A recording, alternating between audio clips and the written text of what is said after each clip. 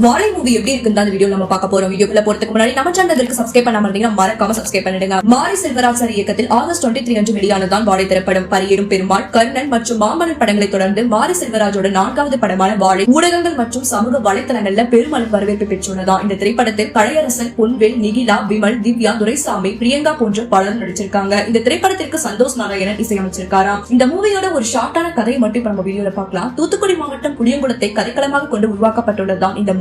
படிக்க விரும்பும் சிறுவன் சிவனைந்தன் வறுமையான குடும்ப சூழலில் வங்கி கடன் அடைப்பதற்காக வாழைத்தார் சுமக்கும் வேலைக்கு சென்றார். குறைவான சம்பளத்திற்கு வேலை வாங்குவதற்காக எதிர்ப்பு தெரிவித்தும் சம்பள உயர்வு கேட்டும் அந்த ஊர்க்காரர்கள் போராட்டம் நடத்துறாங்க. ஒரு கட்டத்தில் வேற வழி என்று சம்பள உயர்வுக்கு ஒப்புக்கொள்கிறார் முதலாளி. சம்பள உயர்வு வாங்கியதை மனதில் வைத்துக் கொண்டு தன்னிடம் பணியாற்றும் மக்களை வேறொரு பிரச்சனைக்குள் சிக்க வைத்து விடுகிறார் அவர். இந்த ஆபத்தில் இருந்து சிவனைந்தன் தப்பித்தாரா, வாழைத்தார் சுமக்கும் பணியில் இருந்து அந்த சிறுவனுக்கு விடுதலை கிடைத்ததா என்பதுதான் இந்த மூவியோட கதை. இந்த வீடியோ மறக்காம ஷேர் பண்ணுங்க. இது போல வர நியூ மூவிஸோட ரிவ்யூஸ் எல்லாம் தெரிஞ்சுக்க நம்ம சேனலை மறக்காம சப்ஸ்கிரைப் பண்ணிடுங்க. தேங்க்யூ.